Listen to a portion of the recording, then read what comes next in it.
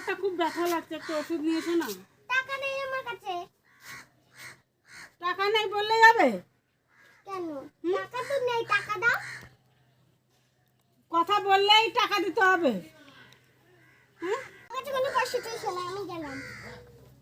মানে মা, আজকে হেভি মাছ এনেছি গো। কি মাছ নিয়ে এসেছো? দাঁড়াও দেখাচ্ছি। এই দেখো হেভি মাছ।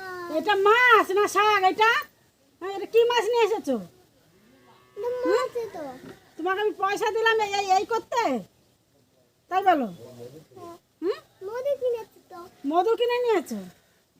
সত্যি মাইরি, একটা বেটা ছেলে পেয়েছি। আমার মা বাবা কিসের জন্য বিয়ে দিয়েছে? হুম, মধু খাওয়ার জন্য। মধু খাওয়ার জন্য?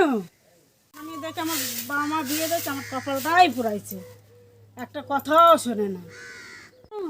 আমি তোমার জন্য আমি সাইডে চলে আসি মা বাবা, আর তুমি আমার জন্য ওই সামান্য মদ ছাড়তে পারবে না?